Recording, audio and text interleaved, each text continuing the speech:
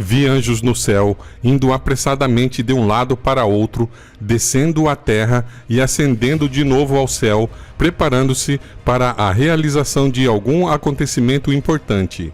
Vi então outro poderoso anjo comissionado para descer à terra, a fim de unir sua voz com o terceiro anjo e dar poder e força à sua mensagem. Grande poder e glória foram comunicados ao anjo, e descendo ele, a terra foi iluminada com sua glória. A luz que acompanhava este anjo penetrou por toda a parte, ao clamar ele poderosamente, com grande voz: Caiu, caiu a grande Babilônia, e se tornou morada de demônios, covil de toda espécie de espírito imundo, e esconderijo de todo gênero de ave imunda e detestável. Apocalipse 18, 2. A mensagem da queda de Babilônia, conforme é dada pelo segundo anjo, é repetida com a menção adicional das corrupções que têm estado a entrar nas igrejas desde 1844. A obra deste anjo vem, no tempo devido, unir-se à última grande obra da mensagem do terceiro anjo, ao tomar esta o volume de alto clamor, e o povo de Deus assim se prepara para estar em pé na hora da tentação que em breve devem enfrentar.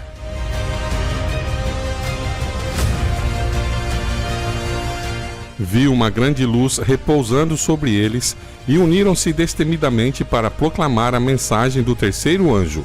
Foram enviados anjos para ajudar o poderoso anjo do céu. E ouvi vozes que pareciam fazer ressoar em toda a parte: Retirai-vos dela, povo meu, para não serdes cúmplices em seus pecados e para não participardes dos seus flagelos, porque os seus pecados se acumularam até ao céu, e Deus se lembrou dos atos iníquos que ela praticou.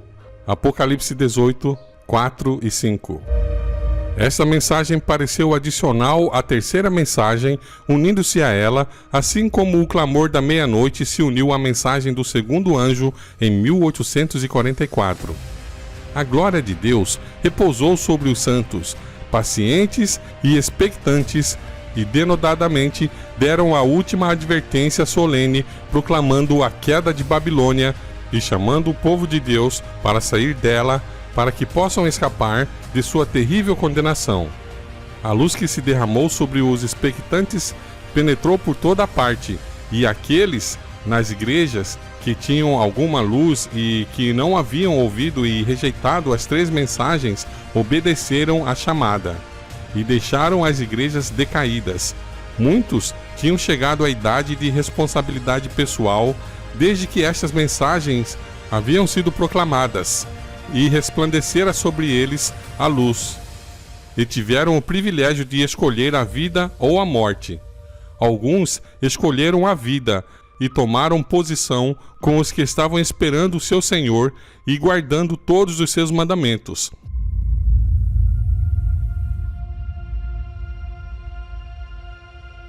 A terceira mensagem deveria fazer sua obra, todos deveriam ser provados por meio dela, e os que são preciosos deveriam ser chamados das corporações religiosas. Um poder compulsivo moviam os sinceros, enquanto a manifestação do poder de Deus trazia temor e repreensão aos parentes e amigos incrédulos, de modo que não ousavam embaraçar os que sentiam a obra de Deus sobre si, e tampouco tinham poder para o fazer. A última chamada foi levada aos pobres escravos, e os que eram piedosos entre eles derramaram seus cânticos de arrebatadora alegria ante a perspectiva de seu feliz libertamento. Seus senhores os não podiam impedir, o medo e o espanto os conservavam em silêncio. Grandes prodígios eram operados, doentes eram curados, e sinais e maravilhas seguiam aos crentes.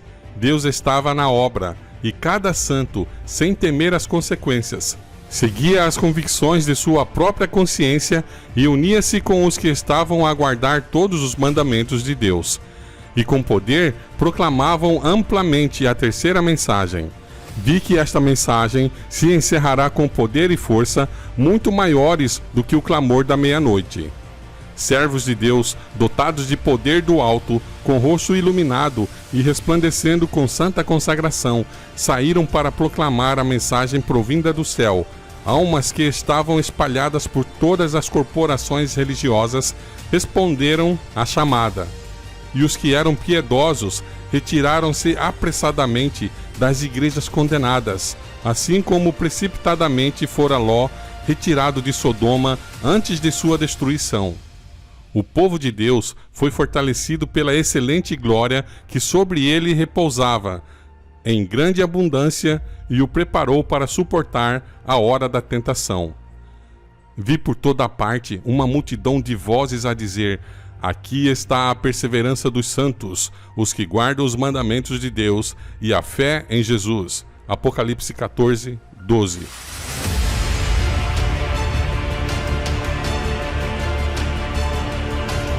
Foi-me indicado o tempo em que a mensagem do terceiro anjo estava a finalizar-se. O poder de Deus havia repousado sobre seu povo.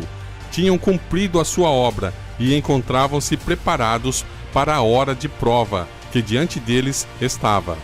Tinham recebido a chuva serôdia ou o refrigério pela presença do Senhor, e se reanimara o vívido testemunho. A última grande advertência tinha soado por toda a parte, e havia instigado e enraivecido os habitantes da terra, que não quiseram receber a mensagem. Vi anjos indo aceleradamente de um lado para outro, no céu.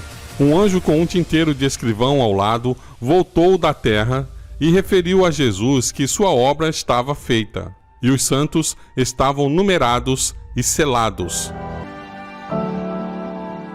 Então vi Jesus, que havia estado a ministrar diante da arca, a qual contém os 10 mandamentos, lançar o incensário. Levantou as mãos e com grande voz disse: está feito. E toda a hoste angélica tirou suas coroas quando Jesus fez a solene declaração: continue o injusto fazendo injustiça, continue o imundo ainda sendo imundo, o justo continue na prática da justiça, e o santo continue a santificar-se. Apocalipse 22, 11. Cada caso fora decidido para a vida ou para a morte. Enquanto Jesus estivera ministrando no santuário, o juízo estivera em andamento pelos justos mortos, e a seguir pelos justos vivos. Cristo recebera seu reino, tendo feito expiação pelo seu povo e apagado os seus pecados. Os súditos do reino estavam completos. As bodas do Cordeiro estavam consumadas. O reino e a grandeza do reino sobre todo o céu foram dados a Jesus e aos herdeiros da salvação. E Jesus deveria reinar como Rei dos Reis e Senhor dos Senhores. Retirando-se Jesus do lugar santíssimo, ouviu o tilintar das campainhas sobre suas vestes. E ao sair ele, uma nuvem de trevas cobriu os habitantes da terra. Não havia então mediador entre o homem culpado e Deus, que fora ofendido. Enquanto Jesus permanecera entre Deus e o homem culposo, achava-se o povo sob repreensão. Quando, porém, ele saiu de entre o homem e o Pai, essa restrição foi removida, e Satanás teve completo domínio sobre os que, afinal, não se arrependeram.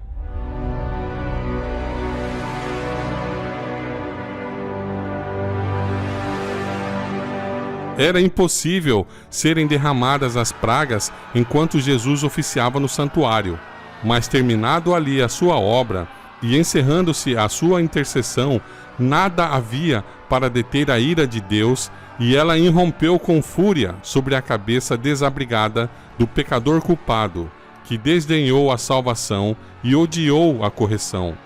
Naquele tempo terrível, depois de finalizada a mediação de Jesus, os santos estavam a viver à vista de um Deus santo sem intercessor. Cada caso estava decidido, cada joia contada. Jesus demorou um momento no compartimento exterior do santuário celestial, e os pecados que tinham sido confessados enquanto ele esteve no lugar santíssimo foram colocados sobre Satanás, o originador do pecado, que deve sofrer o castigo deles. E este sofrimento de Satanás, obviamente, não tem nada a ver com a expiação de pecado, mas a culpa, igual levava o bode Azazel, como sendo o originador do pecado, o causador do mal. Vi então Jesus depor suas vestes sacerdotais e envergar seus mais régios trajes. Sobre sua cabeça estavam muitas coroas, estando uma coroa dentro da outra. Cercado pela hoste angélica, deixou o céu. As pragas estavam caindo sobre os habitantes da terra. Alguns estavam acusando a Deus e amaldiçoando-o. Outros precipitavam para o povo de Deus e pediam que lhes ensinassem como poderiam escapar dos seus juízos. Mas os santos nada tinham para eles. A última lágrima pelos pecadores tinha sido derramada. Oferecido havia sido a última oração aflita. Arrostado o último peso de cuidados pelos pecadores. E dada a última advertência. A doce voz de misericórdia não mais os deveria convidar. Quando os santos e o céu todo estavam interessados em sua salvação, não tinham eles nenhum interesse por si. A vida e a morte tinham sido postas diante deles. Muitos desejavam a vida, mas não faziam esforços para obtê-la. Não optavam pela vida, e agora não havia sangue expiatório para purificar o culpado. Nenhum salvador compassivo para pleitear a favor deles e clamar: poupa, poupa o pecador por mais algum tempo.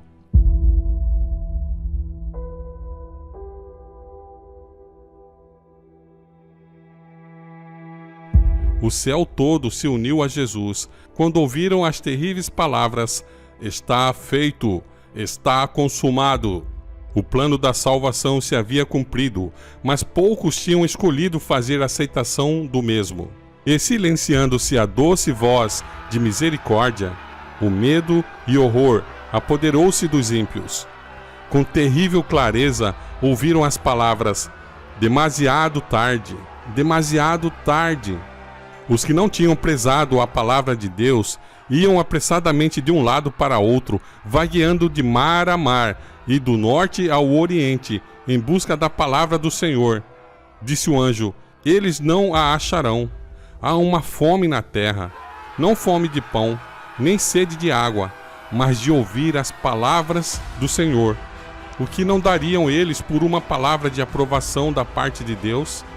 Mas não, devem continuar a ter fome e sede. Dia após dia desprezaram a salvação, dando maior apreço às riquezas e prazeres terrestres do que a qualquer tesouro ou estímulo celestial. Rejeitaram a Jesus e desprezaram a seus santos.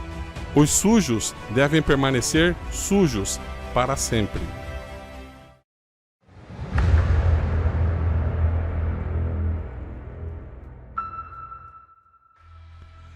Muitos dos ímpios ficaram grandemente enraivecidos ao sofrer os efeitos das pragas.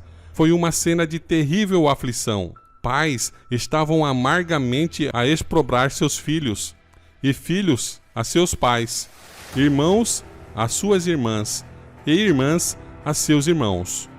Altos clamores de pranto eram ouvidos de todos os lados. Foste tu que me impediste de receber a verdade, que me haveria salvo desta hora terrível. O povo volvia-se a seus pastores com ódio atroz e os exprobrava, dizendo: não nos advertistes? Disseste-nos que o mundo inteiro deveria converter-se e clamastes: paz, paz, para acalmardes todo o temor que se despertava. Mas não nos falastes a respeito desta hora, e aqueles que nos avisaram a tal respeito declarastes serem fanáticos e homens maus, os quais causariam a nossa ruína. Mas vi que os pastores não escaparam da ira de Deus. Seu sofrimento foi 10 vezes maior do que o de seu povo.